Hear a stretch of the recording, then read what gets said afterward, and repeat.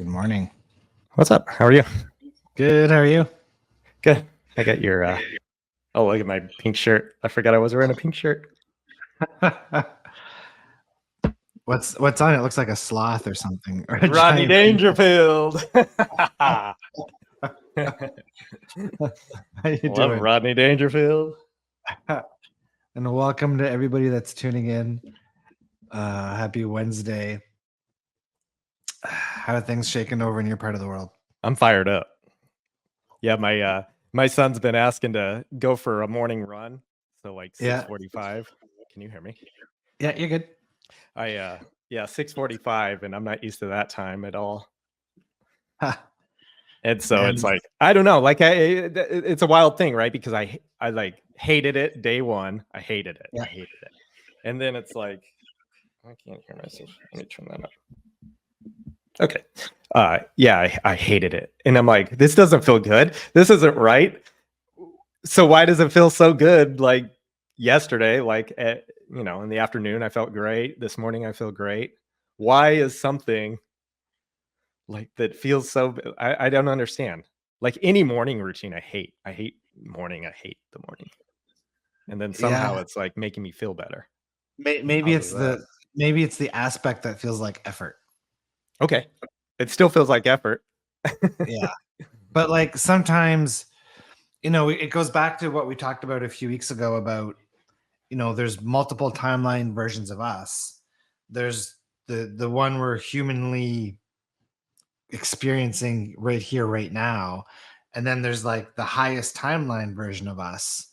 And that like human me's excitement might be to not exercise. But I know my highest timeline's excitement is to exercise and to be in shape. And then once I tune into both those timeline versions of me and become consciously aware of both those excitements, for me, the highest timeline excitement always feels the more exciting excitement. And I always roll with that. So like, but in the moment, it felt bad. Like waking up. No, I don't. I'm gonna go back to bed. I want to hit snooze. I want to be Totally. Yeah, right. And so it's like, yeah, how is that still highest timeline? But it is, right? Yeah, I mean, it's again, it's like it comes down to the perspectives we choose or the stories we tell. It's like Bashar says, everything in physical reality is neutral. We're the ones that assign meaning to it. Okay. Right. So yeah. So I could see laying in bed, like I stayed in bed for an extra half an hour this morning. It's darker out in the morning. Yeah. It's colder. The bed was nice and cozy. I just laid in bed and practiced like expanding my energy field and dropping into my heart for half an hour. Okay, tell me about that. And well, somebody could label that as, oh, you were in bed for an extra half an hour, lazy, bad, shame, guilt, right? And that goes from neutral to, negative vibration. Or, wow, that was so vibrationally productive. That felt really good. Then that's a positive perspective, so positive vibration. So on all circumstances, we get to define, we get to take it from neutrality to wherever we want to take it. And if you're a conscious creator, then you have the awareness that, yeah, taking a neutral vantage point into a positive state is much more beneficial than taking it from neutral to a negative state. So what was your expanding energy field? What was that look like? Just dropping in out of my mind, like, because by default we're all up here, right? So it's like grounding, dropping into here, and then once you drop into here, like when I drop into here, I can feel the energy running through my legs and my feet, like especially the bottom half of my legs. And then from there, I expand and open up my center, which opens up your receptivity. How long did you do it for? Off and on for like half an hour. Okay, cool. It just felt good, so just keep doing it. Yeah, just keep. I know that that's going to nurture my connection to source. I know that that's going to open up more channels of receptivity. The more open your heart is, the greater your container size is in your ability to receive. And I'm not doing it from the vantage point of like, I'm doing this so that I can manifest bigger or more. I'm doing it because like there's nothing that feels better than a strong connection to source. You do this every morning?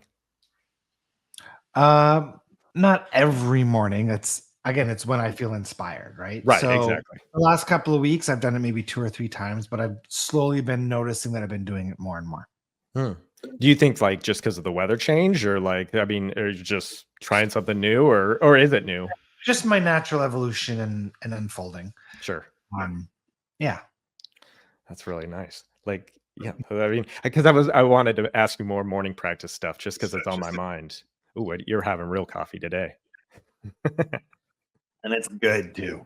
I got your tea. I got your Glenmite, Oh, or yeah, and whatever it's called. I actually went on YouTube this week and I Mm. searched how to pronounce it's pronounced, I think, Genmaicha. Genmaicha. I got it. I don't think I brewed it high enough. Do you It's like supposed to it? be 180. Yeah, it's really good actually. It's Yeah. my thing was only 165, so I don't know if that matters. I don't measure it. I just boil water and dump it in. Yeah, yeah. I When just you use look at it, coffee. does it have does yours have little pieces of like popped popcorn in it? Mhm. Yeah, yeah. Okay, cool. Same stuff. Yeah. Yeah, it's really good. Yeah, I had coffee before this though, so I'm sure it's. You're did you have I've coffee got energy. before I or got peak energy. did you have coffee before or after you went running? I went after, right after. It was cold. I just want to adjust. Okay. Yeah, it was really cold. Define cold. Okay, no, it's not cold yet, but it's gonna be. It's gonna be. This microphone wants to keep adjusting. I wonder if I'm clipping. No, you're good. You sound perfect from Does it here. sound like up and down when I adjust it? No, not at all. Oh, weird. Yeah, yeah. But Good yeah, so morning, it's like, Diana. yeah, today's pretty warm. Today's 58 degrees. That's pretty hot. But like, Yeah. I think tomorrow's 30, so 0 degrees for you. Um, actually, this weekend it's getting up to 20 Celsius, which is 70 Fahrenheit almost. Okay. But overnight it's going down to about freezing. So, um, we could be, we could get snow. My guess is in 2 to 4 weeks we'll start getting the snow. They have some ice warning for us. Yeah. I don't know. Just talking weather. That's my favorite thing to do. That's my favorite small talk. Why is that? I love that. It's so easy, It's such a default for people. right? Well, I was nervous, right? Because it's rut time here. So all Rut the time? Define yeah, rut do you know time. rut? You don't know rut? Well, rut like in a rut. Yeah. No, like rut meaning the deer are getting at it. They're getting Oh, after it. hunting season, you mean? Yeah, so they do it around hunting season, but Okay. it's like breeding season essentially. Okay. And there's a spot I go walk, and like last year this time, it got wild. You've never heard of these noises. It was wild. Like they're killing each other or humping each other. I don't know, but it's scary. Anyway, so it was like dark out, and I'm like with my kid. I'm like waiting, looking around. Where are they? That's my excitement. So I'm jazzed up. Yeah, it's hunting season here now, so we stay out of the woods during hunting season just to be safe. Right. Yeah, it's the land is like it's like a preserve, so I'm not worried about getting shot. I'm more worried about getting stabbed by some antler. Yeah. How about you? What's new with you? Not a whole lot, just working on the sauna, playing some disc golf till the weather gets too cold for that. That's about it. You should get like an indoor course. Do they have indoor courses there? That'd be Oh cool. gosh, no. Because you wouldn't be able to fit one indoors. It's like the size of a golf course. What about like they have those like virtual golf? You can throw your like disc into a screen. I noticed there's like a VR Is there? disc golf game. I haven't looked at it, but I'd be worried about throwing the controller. On Oculus? Yeah, yeah. Yeah. Dude, like the other day, so how about this bottom? Like I put a little comment section. What do you think of that? Be part of the Be part of- podcast. We're Oh, live. awesome. Cool. Right? Yeah, Do you have any let's comments? talk. Let's talk to some people. What do you guys want to talk about? Hi, Sarah. Hey, Marie. Good morning to you. Hello, Morning Star. What can we talk about? No topics off the top of your head today? Mine? What have you No, been I got what have you been stuff. I'm just reflecting on? chilling. What? Okay, cool. Somebody was asking, I noticed on Reddit this morning, somebody asked, where did all these animated Abrahams come from? Why is all the Abraham-Hicks content animated? All of them. And I dropped a comment. I said, oh, I know the guy who started those. And dropped a little blurb. Didn't mention your name, but say, hey, he talks about it in one of our Coffee and Co-Creation episodes on YouTube. You should go check it out. Yeah, they it's a wild thing, right? Because it's like my little ripple definitely took off. Oh, it And then absolutely. it's like, yeah. It's like, what have I done? We gotta look more at the animated Enix stuff and the animated. We'll talk about that later, though. The animated School of Expansion. Have you played with it at all? Have you done any of No, the I- animation on that thing? No, I gotta log in. You gotta show me. I need like a little tutorial. All right. Yeah. Yeah. And then it's just goes down to editing. Yeah. I've just been like busy with so much stuff that I've been thinking about this. I love this. This is fun. This has been fun. I This is the completely best. agree. Yeah. And then we're clipping up stuff. This is real. I mean, I'm excited for this is exciting. Like this is gonna be big. Everyone needs to like there's only like 400 subscribers. That's gonna get big fast. People need to like say, hey, I was here in the very beginning. You know? How many of you guys who are in the chat window how many of you guys have tuned into every episode? Anybody? How many? This is what, our 5th episode? Yeah, 5th episode. Look at this. I love you, Nick. That's both of us. I love how that exactly what you just said. All right, some people have questions. Let's see. Drop your questions in the chat window. I have a question for you, Nick. Okay, let's get after it. Drop it in the chat window. Yeah. We got to get a Nick on one of these sometime too. Looks like she's on there though. In the chat, yeah, but we got to get her like live with us sometime and answer some audience questions. She's doing the channeling today in the collective, or in this School of Expansion. By the way, we're doing live hot seats with Nick, which will be fun. Yeah. So what time's that? That I got to be there. That's at 3 Eastern. Same time as always for the expansion calls. Okay, 3 Eastern. Gotta write these things down. What about this? Brew it. How about brewing up your questions? There you go. How about espresso yourself by leaving a question in the comments? Who invited this guy? Where'd you come up with this stuff? I'm espressoing myself. Okay. Wait, where are these? Oh, okay. When you asked who was there for the first one, Morningstar says me.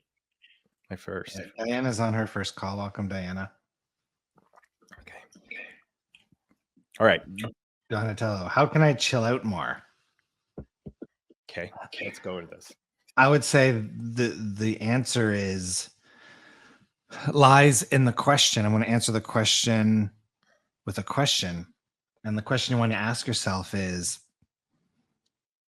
it's not safe to chill out because if I do. So if you're not giving yourself permission to chill out, then there's some kind of record playing in the back of your mind that's telling you that you shouldn't chill out. So it's about exploring what the belief system is, or what the perspective is, or what the story is that you're telling that's disallowing you to chill out. So ask yourself, yeah. Go ahead. So Donatello, ask yourself that question. It's not safe to chill out, or it's not safe to give myself permission to chill out, because if I do, see what comes up for you. So with something like that, is how much of it matters like digging in where it came from, or just dealing with it from where it is? I would say it's both. Okay. Because only the now exists, right? So, oftentimes when we're shifting beliefs and shifting stories, there are things that were anchored in the past, but they also exist here and now. Otherwise, they wouldn't be relevant. So it's by looking at the past, you're actually looking at what you're practicing now. And it's the vantage point of sometimes looking at the past that gives you the clarity on the story you're telling, so you can shift that story. Okay. Was that confusing? No, but go ahead. I mean, is it confusing for you? I mean, like, I don't know. My face I was reading. My face wasn't there. But so, okay. Yeah, like how much of that is, what's the cause and effect there? Well, the cause is a story I've picked up sometime along my journey, right? Of Whether course. it be at 2-year-old or at 10-year-old or at 22-year-old. And then the effect is I'm still practicing a story or a belief today based on the experience and the story that I picked up in that experience at that past age. Okay. And so like if you were imagine you were isolated and no external thing caused it was just came from your own mind. Like number one, how often does that happen? I would think most things are external, right? Or I mean, it I has mean, to be environmental. everything comes from somewhere, Right. right? So, for example, anxiety can come from a physical experience that you experience that created fear. Because remember, part of our subconscious mind wants to keep us safe. So, Right. if you almost get bitten by a dog at the age of 2, your subconscious mind goes, "Oh shit, whatever that creature is not safe for you. From this moment onwards, anytime you're close to a dog, I'm going to release those fear chemicals because I want to try to keep you safe." And that's what causes irrational fears and anxiety. So that's, one place these types of things can come from. But you can also pick it up like from your parents. So if you grow up with a parent who is obsessed with fears of feeling like it's not safe to be outside past 7 p.m. at night, then as a child, as you witness that behavior in your parent, then you also pick up that programming as well. So that the programming can come from a variety of places. And the key to shifting it is first and foremost identifying what's the belief that's anchored by a story that I'm telling myself about circumstance XYZ.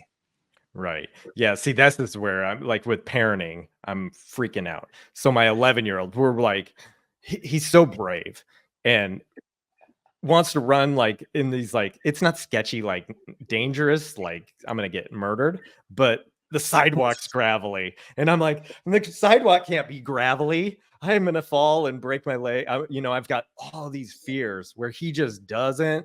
Like the other day, he bombed this hill, like our hill out here and it was raining and he's like, we're going, and I'm like, oh my god, you're gonna die, you're gonna break your leg, like all this stuff. And But here's the thing. So why is it that they're not afraid? Is it that is he not afraid because he's got a strong connection to source, which they have at that age, which he knows his safety and his limitation. So maybe he's getting the green light from source, right? mm, Or maybe it's just sheer stupidity, okay, right? yeah, okay, Lack of experience, right? I remember there was one clip that somebody asked in the Abraham-Hicks hot seat about a child, a toddler or something running over towards a freeway, and would source stop that from happening or interfere. And I remember her saying something along the lines of, um, the source's guidance is still strong at that age and would prevent anything from happening or something like that. It was a really interesting conversation. yeah. I mean, it goes for me. It goes like as high as like danger and like me being a helicopter parent, and then it's like my 3-year-old doesn't want to eat anything but chicken nuggets, and so I'm like, wait, how bad is this? Is this bad? Like and so I keep running through your thing in your head, like or your words in my head, saying, it's Well, only bad if you well, put. here's my experience as a parent. It's that, if my son is a vibrational match to breaking his nose, it doesn't matter if I put a helmet on and a face mask and duct tape it to his head so he can't Mm, take it off. There's nothing I can do to prevent him from breaking his nose if he's a vibrational match to breaking his nose. right. So, as parents, it's almost like we create this false sense of able to protect our kids. For me as a parent, my number one priority as a dad is to teach my kids about their connection to source and learning how to tune into their inner guidance, Okay. because their inner guidance is smarter than me, Sure. right? And for me, I've got, I don't have a fear, but if I was afraid that my son was going to hurt himself, well, and I wanted to stop him from doing something, well, source might have a different opinion on what's the best unfolding for him.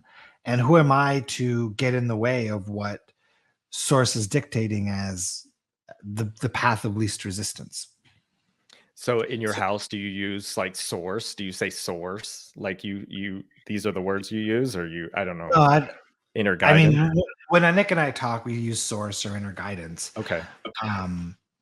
The word God has come through in channeling recently, which has been interesting. But it's like I don't talk to source. I know that source is always, it's more like living blended with source, knowing that, knowing what a source impulse feels like and following those source guided impulses.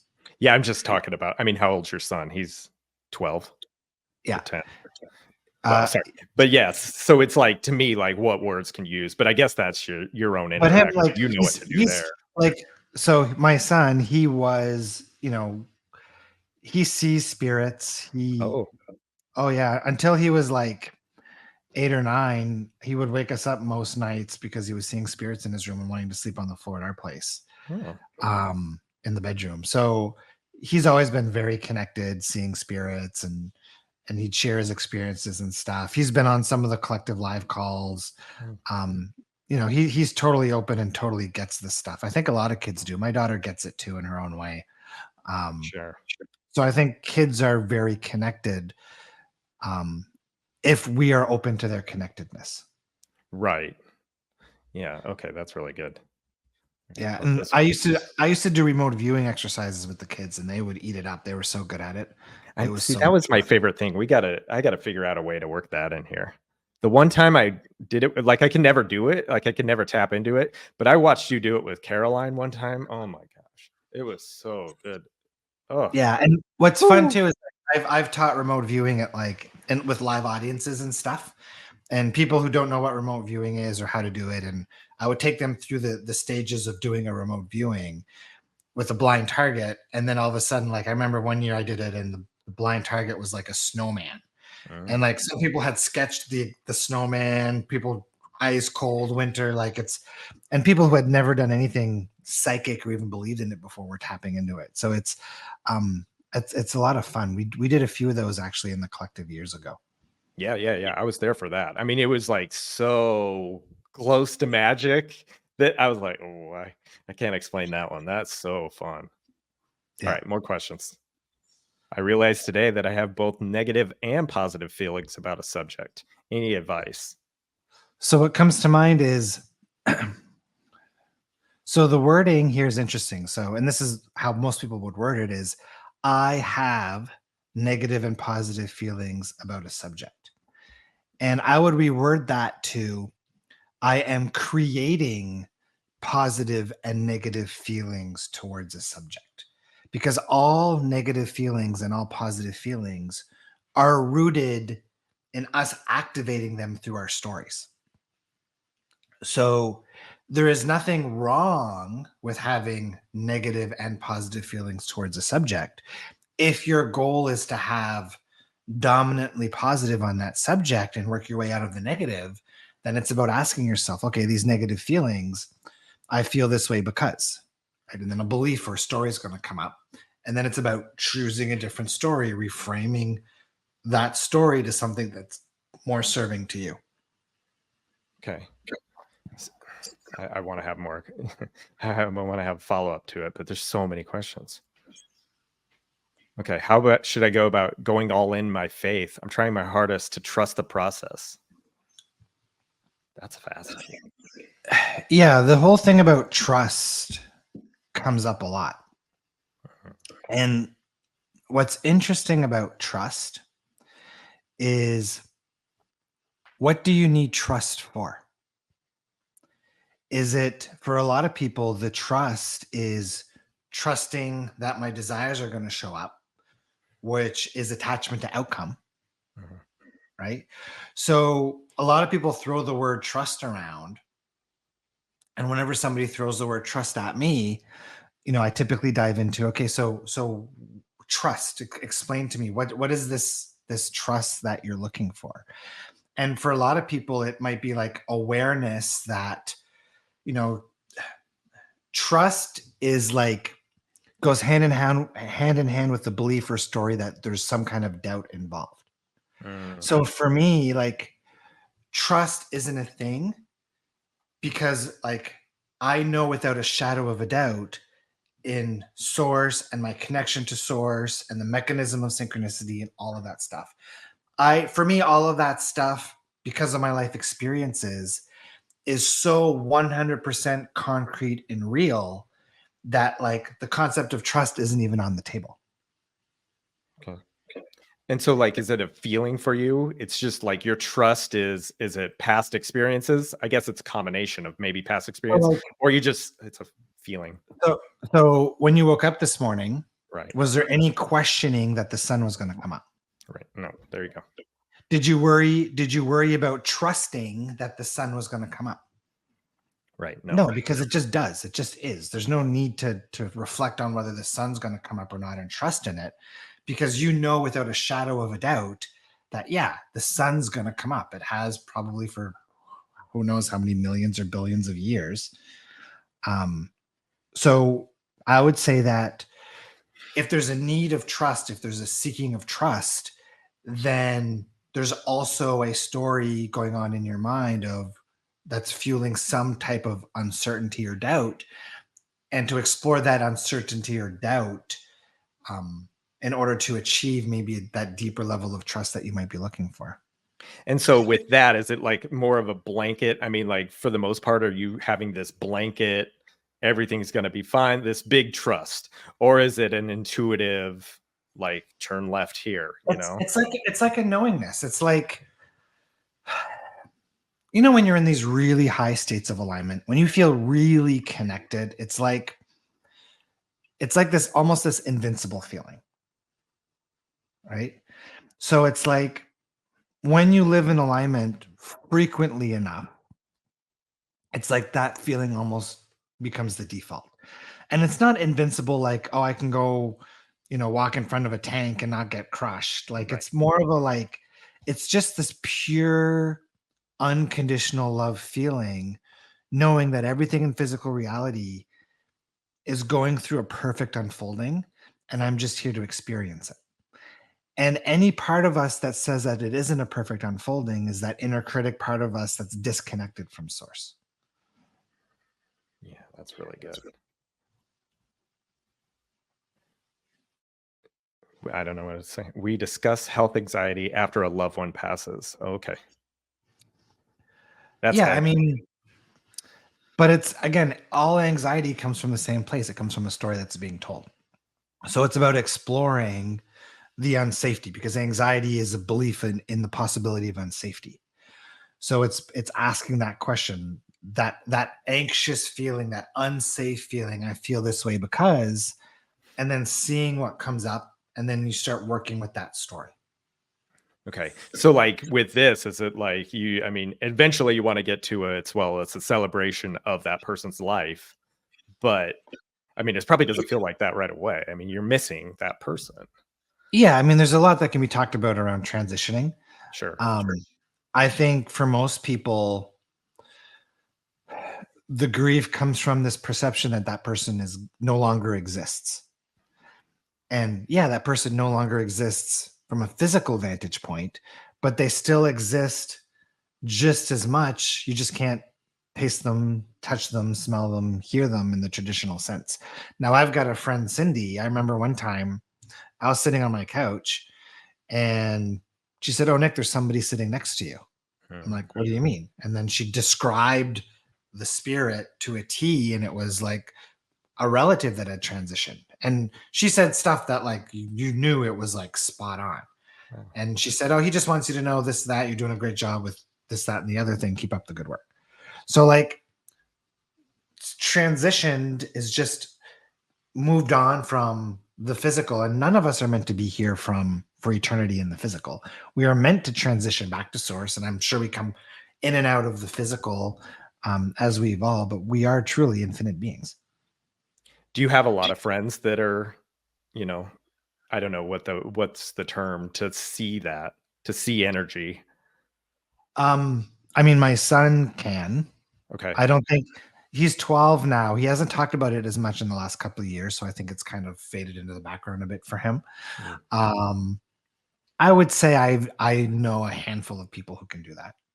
Is that the Abraham-Hicks thing? Like Esther sees energy. Is that the thing? Do you know? I think there's a difference in seeing spirit and seeing energy. Oh, okay. Um, it's happened Explain. to me. Yeah. It's happened to me a couple of times. Oh. And to me, it looked more like like something you would see almost in the physical. But some people do see it as, I think, as like energy shadows or energy clouds.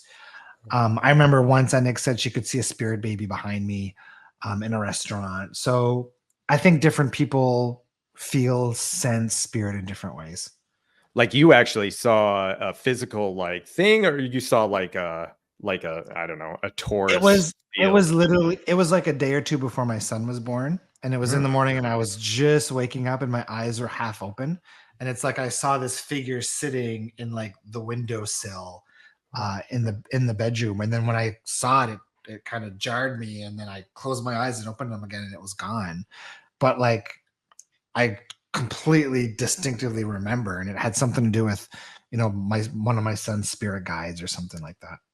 There was an Abraham-Hicks clip where she was talking about like fireflies, I think. Have you ever heard any of that? Yeah, it's like I guess that's what she sees as. I think spirit can take on a What? lot of different forms. Oh, okay. Yeah, it's so fascinating to me because like I didn't no experiences with that, but like the idea of Yeah, seeing and I something. think so. Something somebody told me years ago was that we are transitioning from Homo sapiens to, she called it Homo galactus, Hmm. which was kind of the next evolution of what or who or what we are. And Homo galactus was kind of the species of human that becomes aware of existence beyond the 3D physical, whether it be non-physical beings, whether it be aliens, whether it be source. So like the next iteration of humans is a version of us who's aware of all of this stuff. And is it like do they have like a sense of what that is? Is that supposed to be the aliens? I don't know. Okay. Okay. There's different takes on aliens. I don't like getting into it because to me it doesn't feel very relevant. Okay. Um, like I think there's source beings which are completely non-physical. There's completely physical beings like humans, and then I think there's quasi-physical beings which exist in both planes. Um, Now, whether you want to classify those as aliens or not, I don't know. It's really okay. Here we go. Share with us your morning process of getting into your heart space and expanding your energy. Yeah, I think you went over it earlier, but I it Yeah, was really good. it's just dropping. So it's like locate where your consciousness sits. So anybody here can right now take a second, take a deep breath in, and notice if your consciousness is like right now I can feel it. It's kind of like hovering between here and here for me. Oh, okay. But take a second and notice where your consciousness is sitting. It's almost like where your mind chatter wants to come from, right? And then take a deep breath in, and then as you exhale, just like drop it into your body. And for me, when I do that, I could feel myself dropping into here. I can feel that connection of source tingling. I can feel energy running through my legs. And then from that place, then I begin to expand and open up my heart and my energy. Now, do you get different emotions from that, or like does it expand? I'd say it's like a feeling of like well-being, like a warm, Okay. connected, heart-centered, um, just feels good. And I feel like that's where we're supposed to be. But because as humans, the way that society is structured, um, our evolution is very focused on the development of the intellect, which puts us in our mind dominantly. We're out of balance in the sense that we're meant to be in here mostly, but we're mostly living up here. And this is where we should be. And that's where our connection to source comes from. The other day, my wife gave me a face massage. She was rubbing my face. I was laying That's on right. her. She is a massage therapist, right? And so normally I don't want massages. I don't like it. Anyway, I was in a good mood and she goes, "Come here, I'm gonna rub your face." And so she's rubbing half of my face, right? I saw And there's Nick used to talk about something called face yoga. There's like a face yoga you can do. were there just Um, doing I that? don't know what it is. Anyways, keep going. I want to hear the rest of the story. Okay, so I was giggling and I felt feelings I've never felt before. It was how I wanted to describe as euphoria. I don't know that I had ever felt euphoria before that moment. Well, emotions, the energy of emotions kind of gets stored in like the cells of our body too, right? So I've got a friend who is very connected. He sees spirits, like I talked about earlier, and he's a massage therapist. And when he first started, when he graduated from school and he went to work somewhere as like massage addict or something like that, where people can kind of just come in for 1 hour massage at a time. And he worked there with like 6 or 7 other massage therapists, and people would come in and they would go in for this massage and they would leave crying. And the owners of this clinic did not understand what was going on because it wasn't happening with the other therapists. And it wasn't a bad cry because these people kept booking in again and kept coming back. And it's because, he was connected in a way energetically where he knew where to go and what to push. He knew energetically, he could kind of see where the stuck emotions were in people's bodies and where to massage and how to massage to release that stuck energy. And of course, when you do that, then those people would cry and release.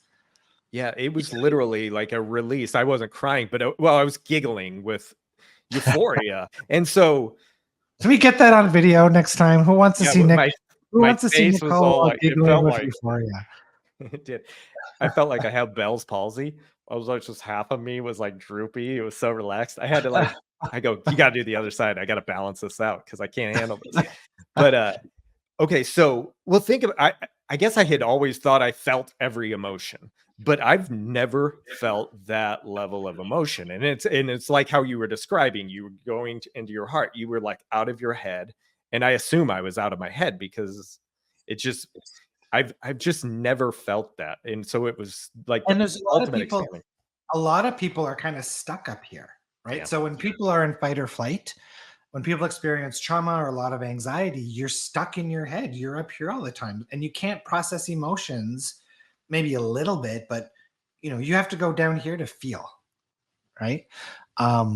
So like, we created a program years ago called what was it? The quantum, Nick, are you here? What was that quantum training program?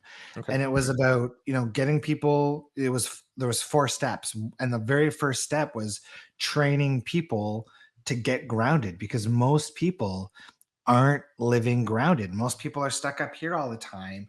And if you want a strong connection to source, you have to be in your heart. I think in a channeling session, I think Nick said, Source said that your heart and your nervous system are the 2 most important things that need to be tended to for that strong connection to source. And I think that's the word, right? Tended to, like an active approach or a deliberate approach, right? Yeah. Yeah. Yeah. Nick says it was the quantum calibration process. That's what it was. It was like a 4-part training program that we had released years ago. And it's interesting because like something like grounding, everybody knows what grounding is, but it's like sounds so boring and mundane, right? Like people don't understand. They're like, oh, I want to win the lottery. How can I win the lottery? What do I need to focus on? Well, you need to get out of your head and drop into your heart and need to learn how to do that and stay there for a good part of the day. Well, it doesn't sound like fun. That can't be right. And then they move on, right? It's interesting. Yeah, because there's no action there, right? It's like, how should it be this easy? Yeah. Well, that's the thing is it's success and manifestation, all of this stuff. It's not high IQ, complicated stuff. It's not about what direction your chakras are spinning or if your third eye is open or any of that stuff. It's really about simplicity and consistency with those simple things. And so that's like that. I mean, like I said in the past, I think, and you said you don't have a morning practice per se, but I imagine you're consciously aware of where your energy is, like all the time, probably. I try to be more and more. Yeah. But like when you get up, so if I'm outside working on the sauna, installing tongue and groove boards on the side of the wall, I'm so now in that present moment in what I'm doing that I'm not consciously checking in.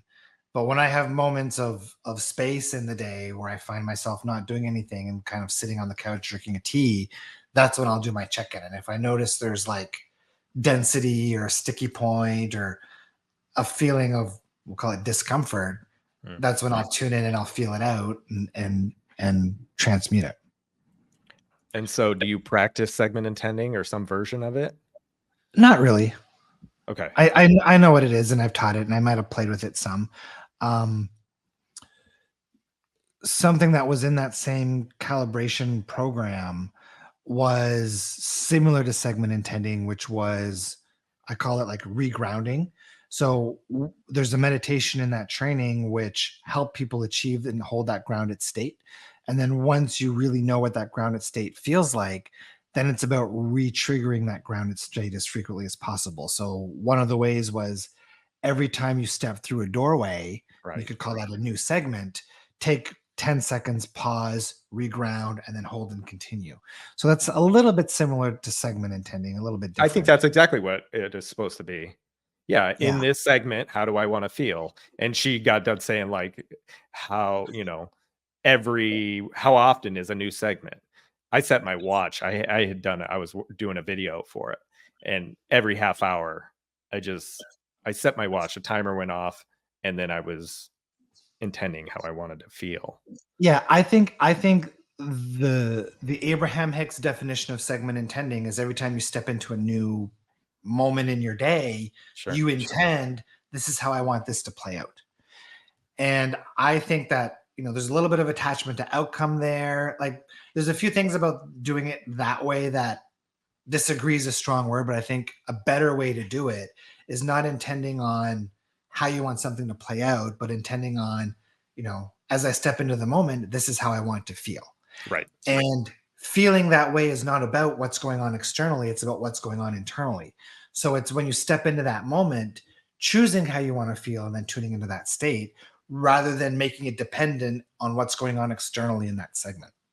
And so like, would you play around with like, maybe Euphoria is too high of a feeling to feel at 11 a.m. or something, but I mean, joy always feels nice. I would say instead of intending to reach for a specific emotion, I think for me, it's how present can I be in the moment that I'm in? And like, for me, it's almost a default now to tune into like what feels best in that moment. So like just tuning into the deliciousness of this and then that, and then this, and then that. So like right now, like this is a really delicious conversation. I can feel that. This is a really good cup of coffee and I can feel that. There's some amazingly cool comments in the chat section and I can feel that. So like all of this tuning into these satisfying things is almost happening like by default in the background. And so that, I mean, and you're focused here now, not on in 2 hours, I need to do this. I need to meet the electrician. Yeah, because your power is in the now. You can only activate frequencies in the now. I can't control what frequencies I'm going to put out in an hour from now or an hour ago, right? It's all about what I'm doing here and now. Would you ever do like okay, I want to maybe not manifest a certain thing, but I want to feel this like kind of far out feeling? Have you ever played around with that, or you just don't bother anymore? Because like, wouldn't it feel great to like have that feeling of? To me, that's trying to control reality. Okay. And to me, if there's the need to control reality, then there's an aspect of there's something wrong with reality. Yeah. Right. So it's like the unfolding is orchestrated and co-created between me and source. Source is unconditionally loving. Source is infinitely intelligent. They can orchestrate any unfolding at all. So if this is what I'm experiencing right here, right now, this has to be the absolute best thing for me to be experiencing. It's really good. Can you? No, I'm just finishing everything with how good it is. I'm thinking of all these clips we're gonna make. It's so good because, like, for real, like, there's a lot of people that want desired outcomes, of course, and so And anytime there's desire, there's nothing wrong with desired outcomes, but it's the attachment to the outcomes that kink the receiving house. Right. Yeah. It's a letdown to me. Like if it doesn't happen, then it just shifts it instead of being in this present moment. Exactly. Yeah. And there's an element of giving your power away when you require these outcomes in order to feel a certain way. Exactly. Can you talk about how you get clear about what you want? I've been feeling very satisfied with my reality. I'm hazy about what I want to know is coming and what is about to unfold. So Okay. so here's a question. If you really feel satisfied in your reality, if your reality truly feels delicious and magical and synchronistic, does it even matter what comes next? Right. There is excitement for expansion, right? And can There's you always feel that excitement. okay, so it still applies here. Yeah, because if there was no excitement to next things, then what's the point of anything, right? So, and you can do that in this now. You can, Yeah, I in mean, this, you're excited. right now I'm building the sauna. I'm excited to see what it's going to look like when the interior is done, or when the benches are done, or when we turn the heater on for the first time. Right? I'm playing in a disc golf tournament this weekend. I'm excited to see how I'm going to do, how we're going to do as a team, because it's a team event. I'm excited to see how delicious the pizza is going to taste that they're serving us. Right? Like, there's always things to look forward to. The question you want to ask yourself is, through what filter am I looking at these things that are coming up in my future? Am I looking at them through the filter of, I'm excited, they're going to serve me no matter what the unfolding is, or through the filter of doubt and negative expectation? Do you ever feel doubt? I must. um, That's pretty cool that you have to think about it.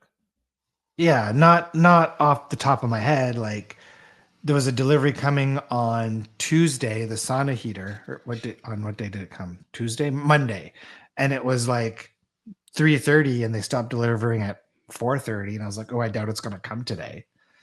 But that's like the extent of what I can think of. Wow, that's great. Well, talk to me about doubt. So what do you mean about when you say that? Like, I don't know. I'm so the opposite. Like I'm so in my head all the time that just by talking to you every Wednesday is making a huge deal. Like just by joining in on this conversation, I could take so much from other people. It's like constantly repeating the message, which is so good. It's so good to hear. well, that benefit of the school of expansion, right? Is even if it's all stuff you already know, you're coming in and you're calibrating to a vibration of a community that's focused on that high level vibration. Yeah, but it is like without that, there's a lot of self-doubt or there's chatter in here. Oh yeah, absolutely. But that's part of us evolving as a species, is stepping out of up here and living in here. Let me ask you this. So when you were running this morning, and the last, how many days have you been running for?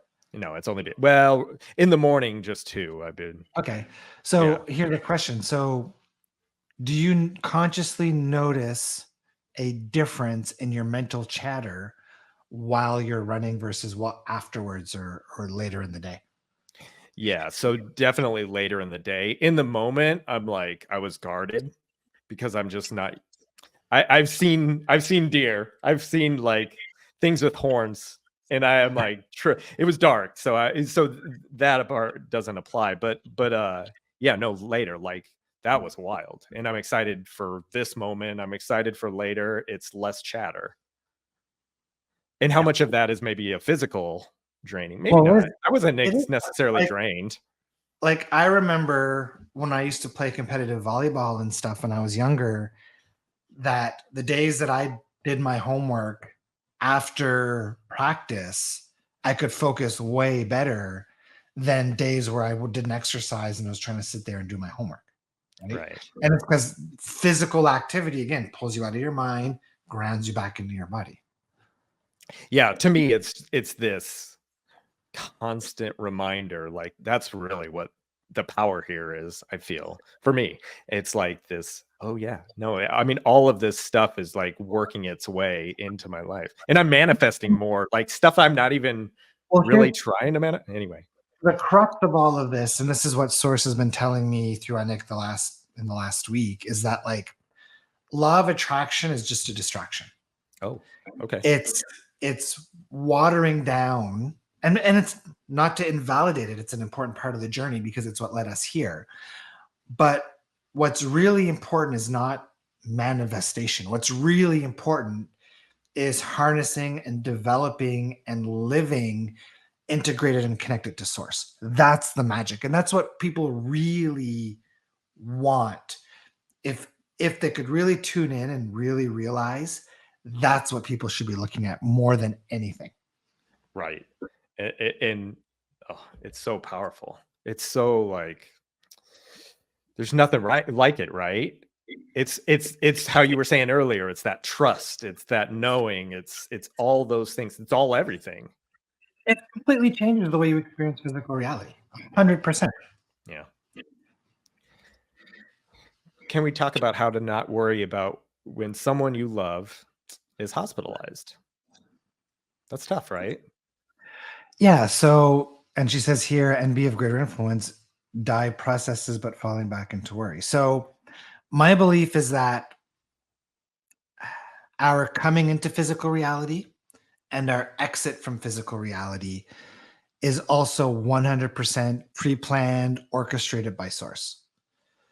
So, when somebody or something like a cat makes its exit from physical reality,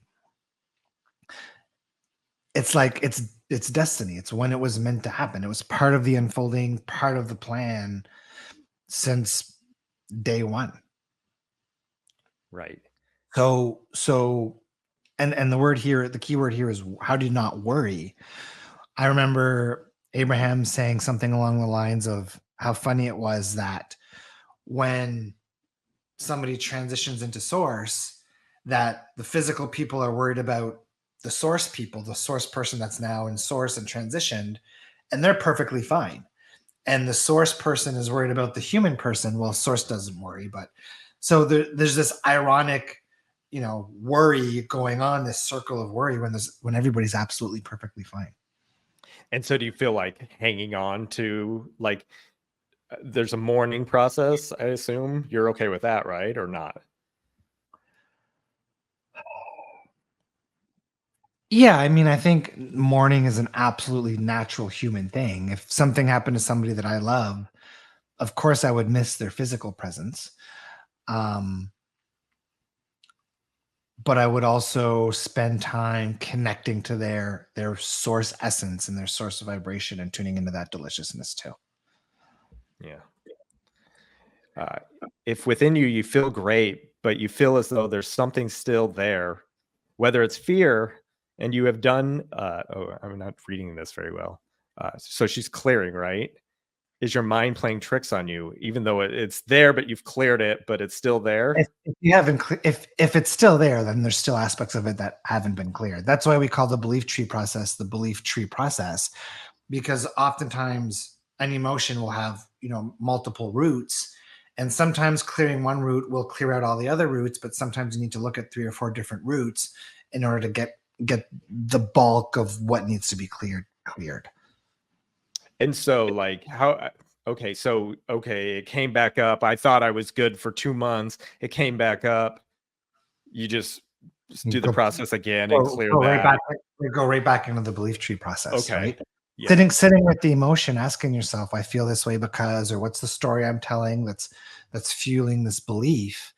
And oftentimes, of course, when it's our own stuff, we're in the energy of the problem, so it's harder to sometimes become consciously aware and clear it. And that's where you want to reach out to somebody who knows some of these tools that can help you through the process.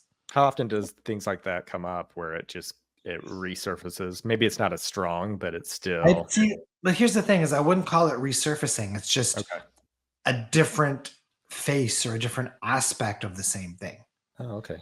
Right. So, like, if you've got not good enough, well, you could have a belief of I'm not good enough because I failed med school. I'm not good enough because dad said so. I'm not good enough because I don't have $1 million bank account. Right. Right. So you could have all three. Those are all different aspects fueling an emotion of that feeling of not good enough. Remember, the emotion is just guidance. The emotion is just there to tell you you've got a story that's going on that's not serving you, and you can work through it if you want. Right. I've gotten so good at calling things in, but I guess where I'm unsatisfied is that there's still things that I have to do that I don't want to do. How do I get rid of the things I no longer desire? I can't speak. It's good. Yeah. And that comes down to working through the emotions of it. Right. Right. If you're unsatisfied, look at the unsatisfaction. I feel this way because, again, everything comes down to what's going on in here, right? So you have to look at what's making me a vibrational match to the experiences that I don't want. And what typically is it? I mean, do you think that it's just something there? And is it ever like DNA? Does the DNA ever pass down? I don't.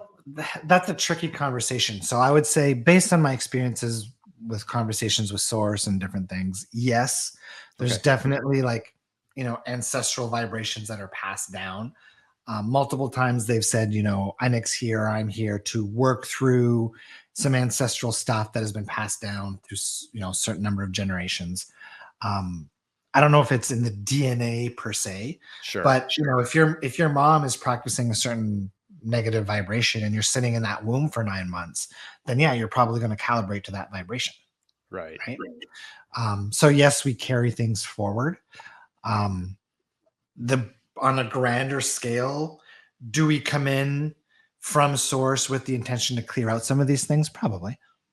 Yeah, she has a follow-up too. Do you ever feel like there's things you have to do? Like if everything is written already, are there things that you have to work through because it's part of why I'm here? So there's free will. Yeah. Right. So I would say there's nothing that you have to do. Now, you do come in with what I would call vibrational predisposition or vibrational intent. So we come into physical reality with things that we intend to do or to experience or to explore. And I think that because our reality is co-created with the non-physical part of us, the source part of us, then those things kind of are automatic, might be a bit of a strong word. But I feel like you can't get it wrong. Do you think source ever pushes you like past what you're comfortable with? Like that type of expansion? Yeah, I think if you're ready for that experience, then yes. So source would never co-create and orchestrate something for you that you're not ready for or you can't handle. Okay. And so, yeah, I feel like you want to say more on that. Go ahead. Well, you can't, the purpose of our human existence is expansion. It's growth and expansion, right? So you can't grow and expand if you're constantly experiencing the same thing. So our excitement through source is always going to lead us to new experiences. And oftentimes those new experiences are going to be possibly scary or uncomfortable because they're new experiences. So source nudges us towards those things because it's nudging us towards expansion. Yeah. And so, yeah, to me, it's almost like a different, like I want to distinguish what she's saying differently. It's like maybe I assume she's talking about a calling, like she has this sense of calling, but then it's interesting that it's something she doesn't want to do, right? But it's interesting because the calling, everything always comes back to development of the self. So like if you're called to write a book, oftentimes people are like, "Ooh, I'm going to write a book and it's going to change the world. I'm here on a mission to change the world." It's never about that. The writing the book is all about you and your expansion through that process. Okay. Yeah, that's good. And you can even say that with like, oh, I have to go to work. I have to do this thing I don't want to do, or and it's still calling you to some level, right? Yeah, and people say I don't want to go to work, but I have to. Right. You don't have to, but going to work is the path of least resistance because you want to get paid so that you can pay your bills and not get fired. Right. And so would you reframe that for someone that doesn't want to go to work, they feel stuck in work? Do you have them be comfortable in that position, or do they? Well, You're I don't saying, think well, hey, why I don't not? think that's a black and white answer. Okay. Yeah. So it's to the person. Yeah, everything comes down to the person and where they're at and what they're looking for and what they want to experience. Remember, you can quit your job, but you take your vibration with you. Right. So if you're at a job that makes you feel disempowered, if you don't work through that at an internal level, it doesn't matter where you go, that theme of disempowerment is going to follow you until you rectify it or you transmute it within yourself. Yeah. That's really powerful. Okay. Yeah, and that's where, there's kind of two topics here. There's the topic of law of attraction and there's the topic of spirituality. Well, you can't talk about one without the other, because from a spiritual vantage point, if you want to grow and expand and find your power and your connection to source, well, you have to work through all of the things that you're carrying that oppose that. And law of attraction is the best way for you to become consciously aware of what you're practicing. Right. Yeah, and so, well, you said, I mean, the two different variations. So what is spirituality then? Everything. I don't know. Okay. Yeah, In the like sense of like purpose, I would say our conversation today has, even though, we're talking about co-creation, I would say co-creation and the human experience and the connection to source and living open-hearted and all of the stuff we're talking about today is beyond the scope of just law of attraction. Yes, for sure. And so it is that everything you're saying. Totally. So do you like classify law of attraction mostly as manifesting? I would classify law of attraction as a law like the law of gravity.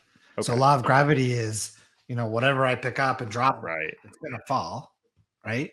So law of attraction is just what I put out comes back to me, right? So like in its simplest form, that's law of attraction. So would you say that law of attraction is directing us to spirituality? I think everything directs us to spirituality, whether we're consciously aware of it or not. Like a crisis leads people to spirituality, or totally. Yeah, totally. Yeah. Do you think it's a situation where it's like, and maybe a negative thing does lead to spirituality even more? I'd be curious about that.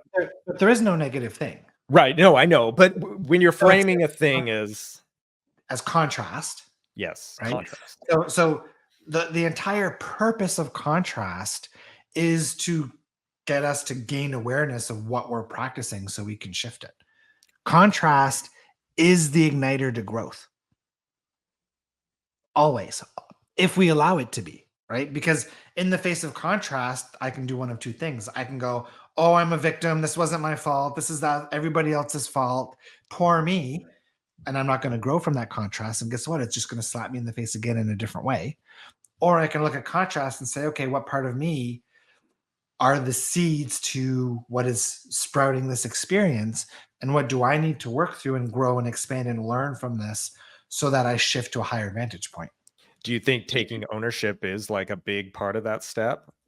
You can't change what you don't own. Okay. Yeah. And so maybe that's the first step, I assume, is recognizing. Yeah. And I think, and not holding on to it, but like eventually it's not even a step anymore. Okay. Right. Because once you really know and understand law of attraction, you understand that everything you experience is a reflection of what you got going on. Right. So when you really embody that, then ownership of everything becomes automatic. Yeah. Listen, this is really good. That's a good call. This is always good. This is super fun. So many questions today. That was great. Thanks everyone for that. That was really good. I don't know. I gotta go take a nap. Good. That's a sign of expansion. It's like too much, right? Like it's like really good. Like it's so much to reflect on. I don't know. But is the reflection even needed? No, but it is fun to reflect on it. Yeah. I agree. Yeah. I appreciate you so much. Yeah. It's awesome. Really good. Likewise, I appreciate you and all of the beautiful 20-some people who tuned in with us live. Oh, there was a lot of people today. Maybe they got things going. Yeah. In and out. And a reminder for our School of Expansion students, 3 o'clock Eastern today is our live channeling with Anik. So you'll all have an opportunity to put your hand up and get in the hot seat and talk directly to Source, which is always a blast. I can't wait to see what comes through. And yeah, anything else you want to add or throw in? No, I'm excited about that one too. Like that one, I turn off the camera, I go sit over here, and just that one's great. It's really, I mean, Yeah, it's I don't awesome. even remember. The last time we did this was like 6 weeks ago Yeah. with Anik, and I don't even remember what was discussed, but I remember it was delicious stuff. A lot of what you said, like that open-heartedness and being open and reflecting. Am I open? Am I am I open to receiving, or am I shut down? And just a Yeah, I simple think question like that. I think the two simple questions people need to ask themselves more is how do I feel in my body?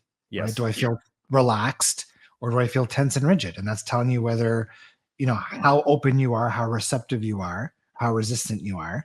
And then am I in my head or am I in my heart? exactly. Oh, all right. Thank Awesome. you so much. Somebody's asking what's the name of the guy in the red shirt? That's Nick. We're both Nicks. Nick and Nick. It's a pink shirt.